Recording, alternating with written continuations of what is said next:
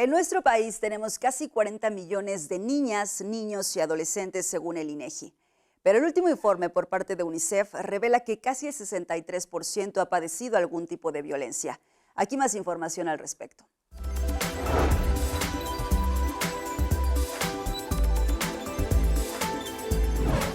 Lograr un bienestar psicológico, físico y jurídico de nuestras niñas, nuestros niños y adolescentes es el objetivo de diversos instrumentos jurídicos internacionales y nacionales, donde se les reconoce como sujetos de derechos, entre los que destacan derecho a la vida, a la identidad, vivir en familia, igualdad sustantiva.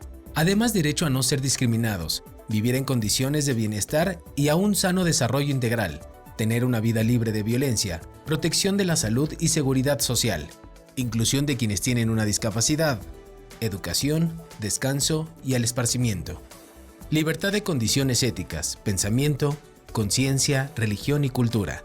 Nuestras niñas y niños tienen derecho a expresarse libremente, reunirse, participar, tener seguridad jurídica, acceso a las tecnologías de la información y comunicación, así como a los servicios de radiodifusión y telecomunicaciones. Hoy desglosaremos esos derechos.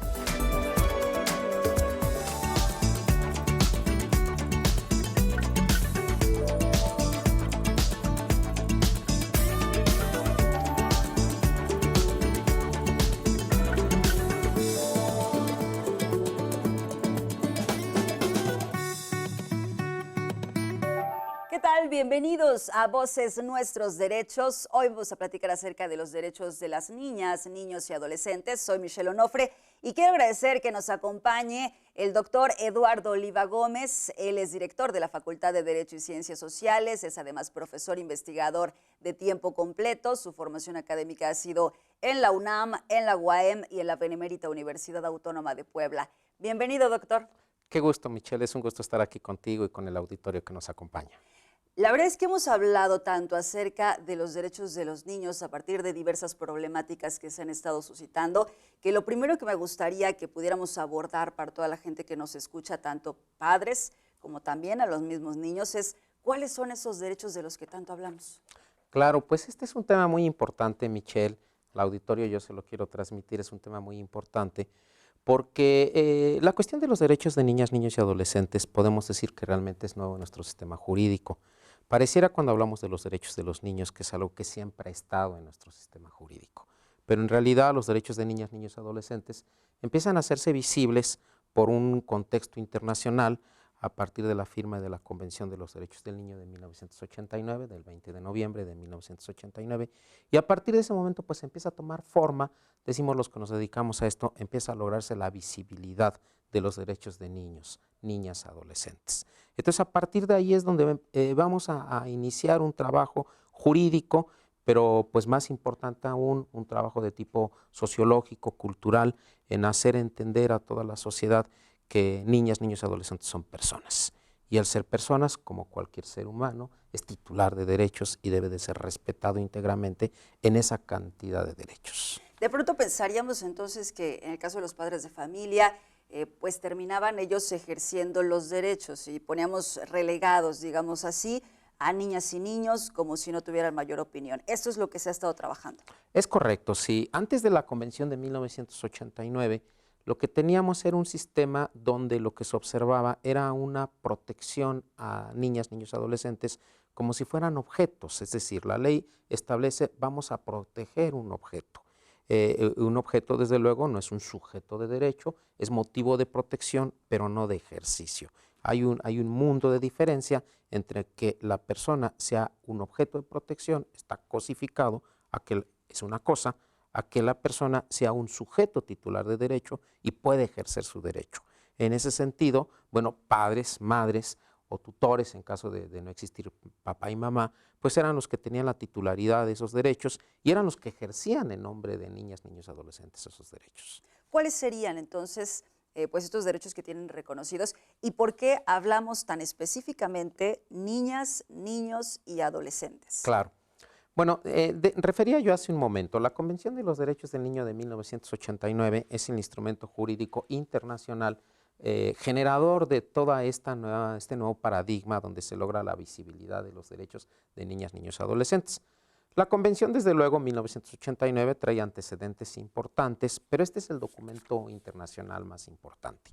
Hoy se le reconoce como el segundo tratado en materia de derechos humanos más importante que existe en el mundo, firmado y ratificado por 196 estados, con exclusión solamente de Sudán del Sur y de los Estados Unidos de América, que son los únicos dos países reconocidos por las Naciones Unidas que no han firmado este tratado. Esta convención lo que hace es establecer primero la visibilidad sobre los derechos del niño y todo un catálogo de derechos que niñas, niños y adolescentes deben de ser protegidos, deben de ser observados, pero más aún, deben de estar en su titularidad para su ejercicio. Y esta convención pues empieza a lanzar directrices a los estados para que los estados en sus leyes vayan implementando en sus temas legales precisamente el goce, el disfrute, la titularidad de estos derechos. Dice la convención a la pregunta que comentamos en este instante: ¿por qué niñas, niños, adolescentes? ¿Por qué no infantes? ¿Por qué no niños en general? ¿Qué es lo que sucede? Dice la convención, claro, la convención es redactada, reitero, en 1989, estamos cumpliendo 31 años de la convención. Dice la convención en ese momento, 20 de noviembre, dice: niño es toda persona de 0 a 18 años. Y México firma esa convención, por tanto, entra dentro de esa definición. Niño es de 0 a 18 años. Más adelante empieza a venir, como ahora hemos escuchado mucho, bueno, pues esta igualdad sustantiva, empieza a venir todas estas corrientes de equidad de género, y entonces más adelante se considera que no debemos quedarnos con el término niño, sino que debemos incluir en esta igualdad sustantiva a las niñas, y por eso decimos niñas y niños. Pero pasa una cosa, ¿no? Ya hay niñas y niños, pero en realidad después de los 12, 13 años podemos considerarlos niños. Ni a ellos les gusta que les digan niños. Ni a ellos les gusta, claro. Entonces, a partir de ahí es que el sistema jurídico dice, bueno, vamos a hablar de toda esta población de 0 a 18 años entre niñas, niños y adolescentes. Y ahí los vamos a repartir, y este es el paquete. Porque además aquí es muy importante, no es lo mismo la titularidad del derecho de la niña, del niño de 8 años, que la titularidad del derecho del adolescente de 16 años. Aunque los dos son niños, en esta caracterización hay una diferencia grande. Bueno, es claro, entonces ahí parte de, porque tenemos que hablar de niñas, niños y adolescentes, vamos a platicar también ya acerca de cada uno de estos derechos, de la identidad, de su derecho a estar en familia, de su sano desarrollo, en unos momentitos que regresemos aquí a Voces Nuestros Derechos. ¿Sabías que? La Convención sobre los Derechos de los Niños es el tratado internacional de la Asamblea General de las Naciones Unidas, que reconoce los derechos humanos básicos de los niños, niñas y adolescentes.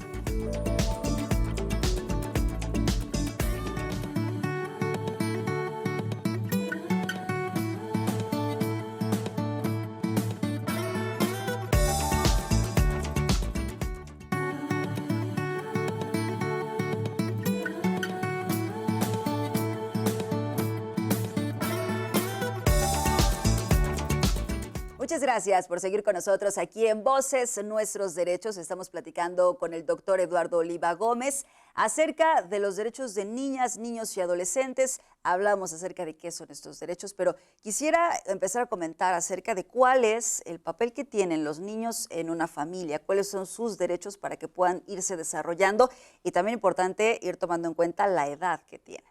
Claro. Bueno, de acuerdo a lo que platicábamos, ya en nuestro sistema jurídico, en el año 2014, aparece una ley muy importante, la Ley General de Derechos de Niñas, Niños y Adolescentes, en la que establece un catálogo ahí muy grande que hasta dice, soy enunciativo, no limitativo, de los derechos de niñas, niños y adolescentes. Desde luego ahí habla de derechos fundamentales, la vida, la libertad, la expresión, derechos fundamentales para todas las personas. Pareciera en una lógica común que esto era un derecho de los niños, pero no estaba reconocido como tal, entonces la ley lo tuvo que resaltar, ¿verdad? Pero ahí vienen otros derechos importantísimos, por ejemplo, el de la educación, el de la alimentación, el de los espacios sanos para su desarrollo. Uno importantísimo hoy, Michelle, bueno, el acceso a una vida libre de violencia, el de corresponsabilidad, que establece que el buen desarrollo de niñas, niños y adolescentes no es solo responsabilidad de niñas, niños y adolescentes, sino que son corresponsables padres, madres, autoridades, sociedad, escuelas, sociedad en general y desde luego niñas, niños y adolescentes. Viene el derecho a vivir en una familia, ese es un derecho fundamental en un niño. ¿Qué persona no quiere vivir en una familia? Bueno, si cualquier persona que no estemos hablando de niños busca formar una familia, pues con mucha más necesidad un niño o una niña quiere vivir dentro de la familia. Y bueno, entonces ahí viene un catálogo, reitero, de derechos que la ley señala, como los que he indicado, no solo limitativos, sino enunciativos, una cantidad de derechos para que estén accesibles a niñas, niños y adolescentes. En ese sentido, tendríamos entonces que ir modificando la óptica cuando hablamos de los papás o de las mamás que desean tener niños, para decir que pues el derecho es de ellos a vivir en una familia. ¿Esto aplica también con respecto a la adopción, doctor? Claro, claro, y además esto es muy importante que tú lo señalas y hay que resaltarlo a los papás, a las mamás que nos están escuchando, es muy importante. Nuestros hijos son nuestros hijos, pero no son nuestras cosas. El derecho es de los niños, no es de nosotros. Cada uno es titular de su derecho y el ejercicio se desarrolla desde luego en la manera en que jurídicamente corresponda. La tradición histórica hacía creer que en mi calidad de padre o mi esposa en su calidad de madre podía disponer libremente de los hijos, ¿sí? Podía disponer libremente de los hijos en todo y esto pues no es así. Claro que nosotros como padres tenemos una responsabilidad fundamental con ellos, pero una primera responsabilidad es precisamente respetar sus derechos. Por ello, el paradigma jurídico ha cambiado, reitero, deja de ser la niña, el niño, el adolescente una cosa, se convierte en, o bueno, no se convierte, ya era, pero se le reconoce como un titular de derechos. Y bueno, pues ahora papás y mamás tienen que conocer también cuáles son los límites de, más que derechos, Michelle, en favor de los padres, hoy se habla de responsabilidades, de deberes, y si somos muy jurídicos, bueno, de obligaciones, ¿verdad? Los padres tenemos responsabilidades, tenemos deberes y tenemos obligaciones para con los hijos. Por ejemplo, doctor, hablando acerca de estas responsabilidades, si pensáramos en la religión, tendrían que irlos orientando sin que esto implique que les impongan ser católicos, ser cristianos, o en algún otro ejemplo, el tema educativo, que sí o sí, pues tienen que hacer la educación básica, hasta incluso la preparatoria, pero después de ahí tienen que decidir ellos a qué se quieren dedicar. Claro, claro. Sí, son temas complicadísimos porque esto más que ser jurídico es social, es antropológico, Sí. El tener o practicar una religión. Aunque la ley diga, bueno, hay una libertad de religión, de credo religioso, y cada persona, ahí incluimos a las niñas, a los niños, es libre de determinar su religión, bueno, pues desde luego en familia se transmiten valores, en familia se transmiten creencias, en familia se transmiten principios, la familia es el centro fundamental para la transmisión de todo ese tipo de valores, de prácticas, de costumbres, de formas de ser, y bueno, pues es difícil pensar en un padre, en una madre que no quiera transmitirle a su hijo pues su credo religioso, ¿verdad? Pero sí, desde luego acá habrá, como tú muy bien lo señalas, que respetar que dentro de ese camino no debemos buscar la imposición. La imposición es una represión y si el niño es titular de su derecho, pues no puede venir una represión, ¿verdad? Porque una represión también se traduciría, por ejemplo, en un golpe. Entonces hay que entender esto, son espacios culturales difíciles, 1989 años para que apareciera la convención, quiere decir 1989 años creídos en otro tipo de prácticas familiares. Doctor, si pensáramos en bebés, todavía tenemos cifras de mucho rezago en cuanto a el derecho de identidad, que los papás vayan y registren a sus hijos. ¿Cuál es la diferencia si lo hacen, si no lo hacen? Fundamental, si no registran ese bebé, pues es una persona que para el derecho no existe jurídicamente, no hay una identidad y desde luego el registro, y esto es un derecho humano de los niños, así como decíamos que vivir en familia es un derecho de ellos que se convierte en un derecho humano, bueno, pues el ser registrados implica su identidad. Por eso, desde la Convención y las leyes establecen que desde su nacimiento inmediatamente deberán de ser registrados. Y eso además implica la filiación, es decir, la relación jurídica entre papá e hijo, entre mamá e hijo, ¿verdad? Porque al momento de que se presenta al bebé al registro civil para su inscripción, su registro, pues ahí precisamente en esa acta se asentará el nombre de los padres, la condición de los padres, y también se asentarán ahí el nombre y los apellidos del niño, que además quiero comentarte y quiero que el auditorio lo sepa.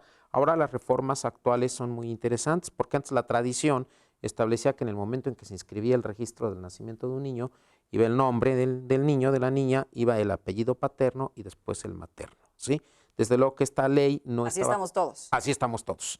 Y la ley no iba en una perspectiva de género, porque en el momento que se registraba el nacimiento del niño, el apellido paterno forzosamente era el primero y el segundo el materno.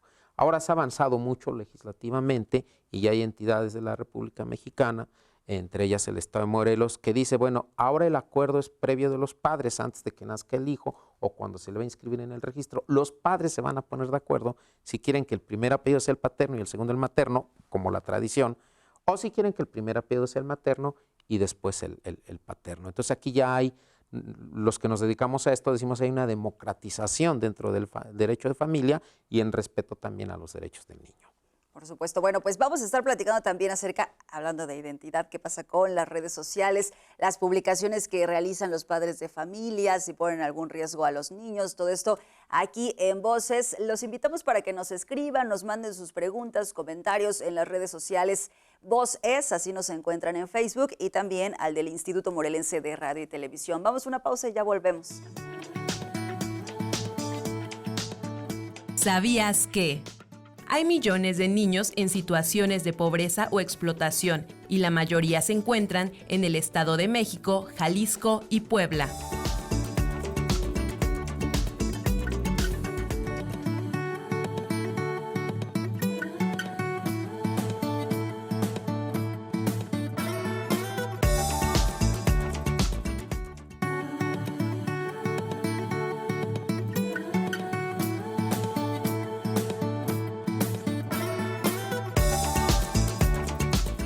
Gracias por seguir con nosotros aquí en Voces Nuestros Derechos. Hoy está aquí el doctor Eduardo Oliva Gómez. Estamos platicando acerca de derechos de las niñas, niños y adolescentes. Doctor, antes de ir a la pausa, platicábamos acerca de la identidad de los niños, pero ahora quisiera ir a la otra parte, que es preservar también, no ponerlos en riesgo. ¿Qué pasa con las redes sociales? Que de pronto sabemos que hay una emoción por los padres de familia de compartir desde el embarazo, después, bueno, hasta las primeras reacciones de los bebés, pero por otra parte, también estamos exponiéndolos probablemente en demasía, ¿no? Claro, claro, tocas un tema importantísimo, además porque hoy sabemos que las redes sociales pues provocan muchas reacciones, lamentablemente creo, con todo el respeto a esos espacios de comunicación masiva, que hoy poner algo en la red social pues hace creer que es cierto completamente, pero además se expone completamente.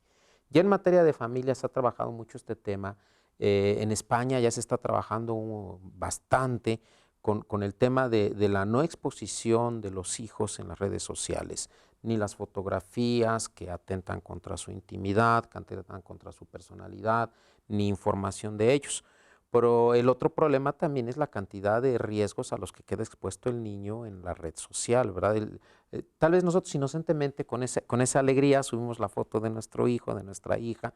Quieres compartirlo con tus amigos, con tu familia, claro, pero hay más personas en la red que no son así es, necesariamente y además que no te solo quieren. subimos la foto, sino que hasta informaciones, ¿verdad? Entonces, claro, como bien lo dices, no sabemos el riesgo en el que le estamos ocasionando.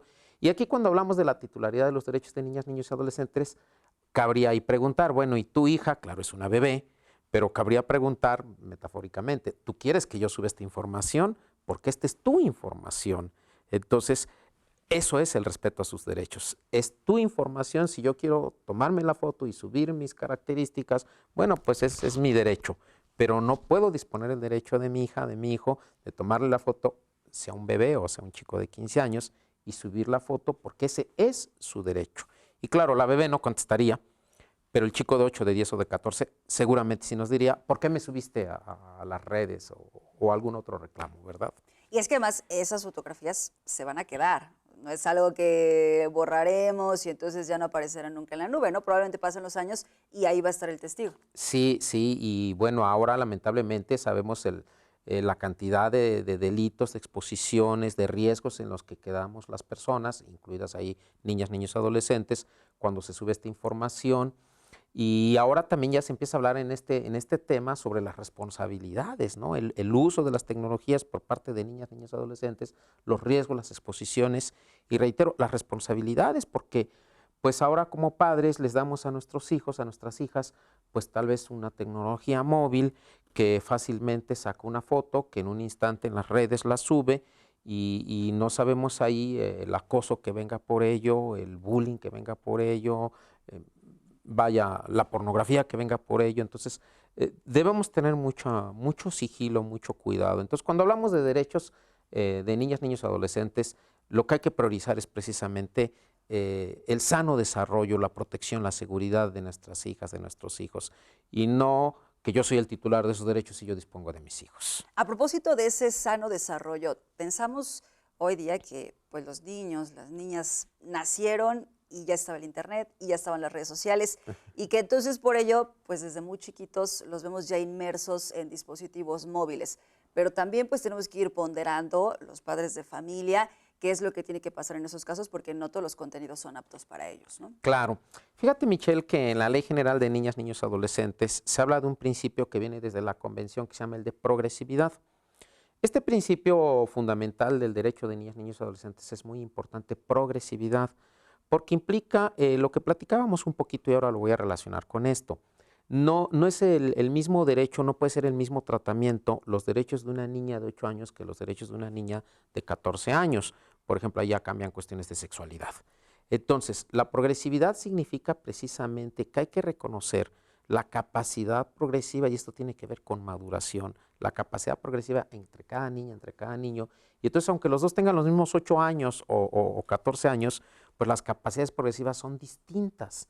Y entonces el ejercicio del derecho no será igual en una niña que en otra niña, aunque tuvieran la misma edad y desde luego mucho menos si tienen edades distintas. O ¿verdad? entre niña, niño incluso, ¿no? Claro, Hablando sí.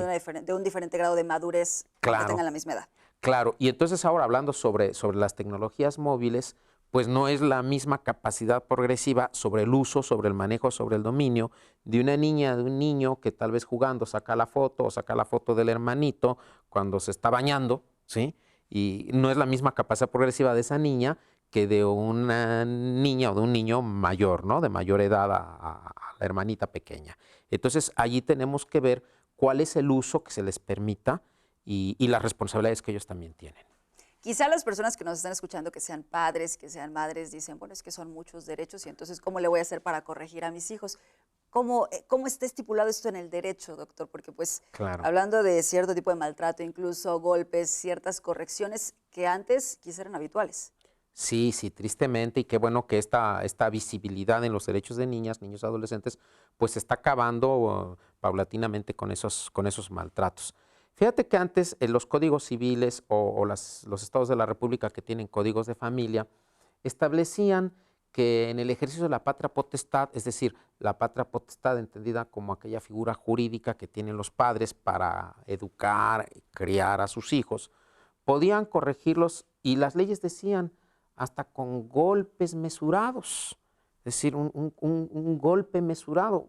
¿Qué es un golpe mesurado? Un golpe es un golpe y no era aceptable que entonces en las leyes se hablara de una corrección a través de un golpe. Un golpe es un golpe, ¿verdad? Increíble entonces que se manejara ya hasta en los códigos. Todo esto ha estado cambiando. La realidad es que es un tema amplísimo, doctor, y entonces nos gustaría que pudiéramos seguir en esta conversación.